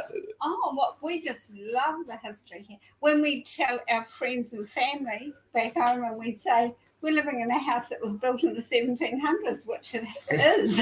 Like, I mean, because basically we come from new countries that Yes. Yeah, I yes. know a lot of I've heard American people on there who would say, "Oh God, I've never seen anything quite so old." yeah, Well, that's very true. It's true. you know, It's true. once a building or a house it reaches its 100-year Were they birthday, were they They saying took- that about you or to you? they tear it down and they put up condominiums. So It's like it has so much history here in this Yeah, town. we love it. Well, the castle over the road. We I haven't love been to the being castle yet. I love being here because I get to go eat my lunch in the castle courtyard, and it's almost 1,000 years old. Yeah. And to me, that's like not that strange, but to you guys, it must Oh, seem of course it is. crazy. Of course it Yeah. is. Incredible. Yeah, of course I mean, it look is. at the woodwork.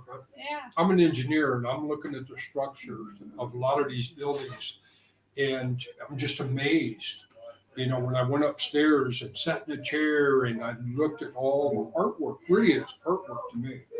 It looks like a piece of timber to everybody else, but it's really If you come my in college, earlier, we were doing a program on the wall falling down.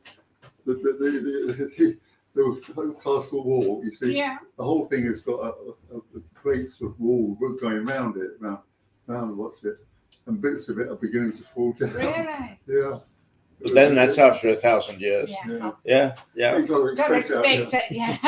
You know, It's like coming to England when it's raining in the winter. I say, this is England and this is the winter. So, so when you're walking into the castle, Yeah. and a lump of thing comes and hits you on the head, Okay, you have to that's say, different. well, got to expect it after Yeah. 1,000 years. Yeah. Hold on, who can I sew?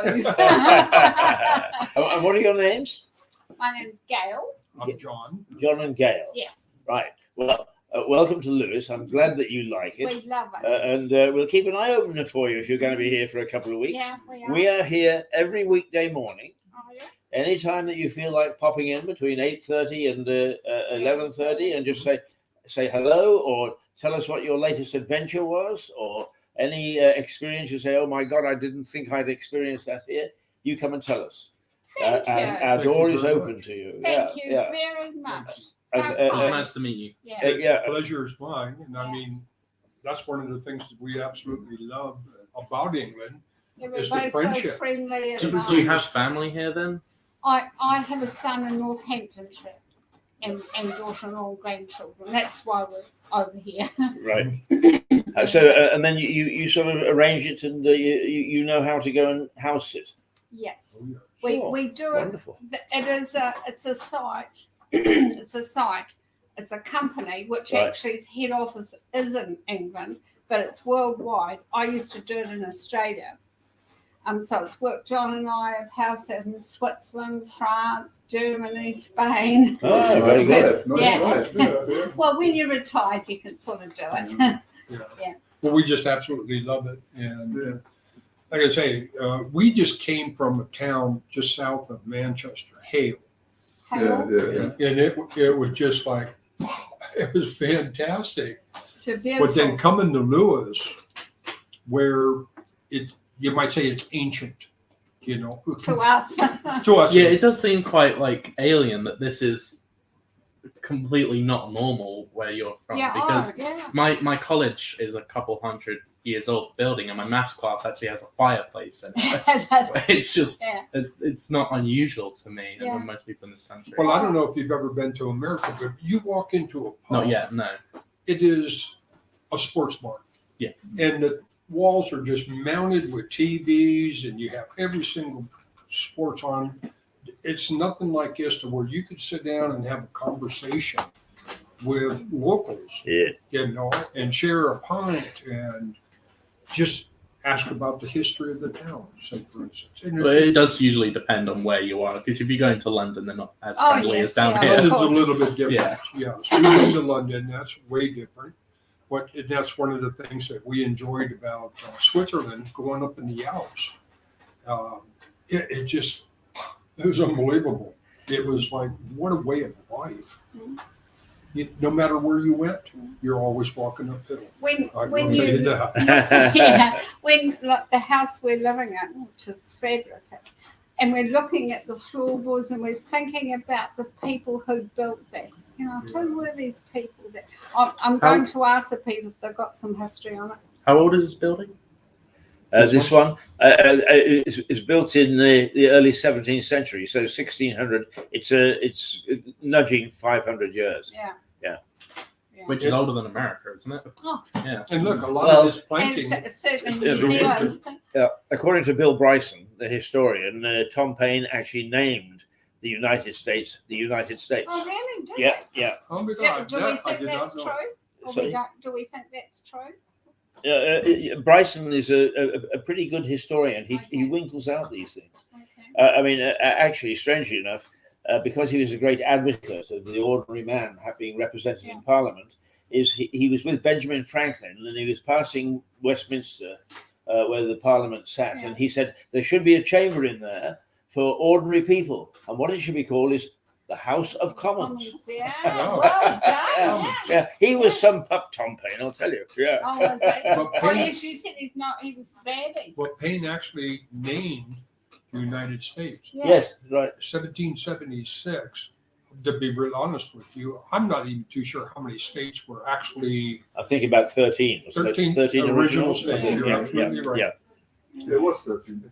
13 to be exact.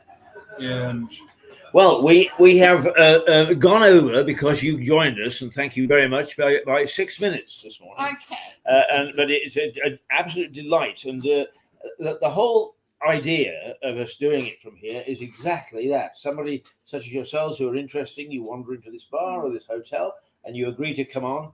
I mean, we try to do some serious stuff. We've been looking at the energy crisis this morning, and one of our celebrities who's going to be sent down for drunk driving or something. Oh, Yeah, Katie Price was just across the street. I saw everybody hovering, and I asked somebody, going, "Well, what's I think happening?" you asked me actually. Oh, I was just standing outside. No, Oh, the there guy was with the camera, Yeah, yeah. and I asked him, and he said, "Oh." This is always the Whoever it bar was. where all the court reporters. Oh, used to do be. they? And I Back in said, the well, day, and he back told in me the this day, long yeah. story Every about time- her and They the boyfriend. I said to John, I wish I'd never asked. I didn't know who and these people are. Oh, she's And we just saw her walking down the road with the boyfriend. We just went past him. It's a big fur coat Oh, yeah. on and everything. but I mean, Okay, everything thank that you I so look much. at- Your name is? My name's Keith, Lovely to meet you, Keith. and I hope that we'll see you before you go back. Yes, that'd be nice. Yeah. Definitely will. Thanks. Thank you, guys. Thank you very, very much. Good. nice to meet you. Pleasure. Nice to meet you. Thank Take you, care. sir. That's all. Okay, exactly the sort of thing that we wanted to do with Mirador. God bless these lovely people for coming to Lewis and seeing it through fresh eyes, which is what we try to do. We've had a good morning this morning with Max and Stuart, So have you got some- and we will actually be back tomorrow morning at 8:30.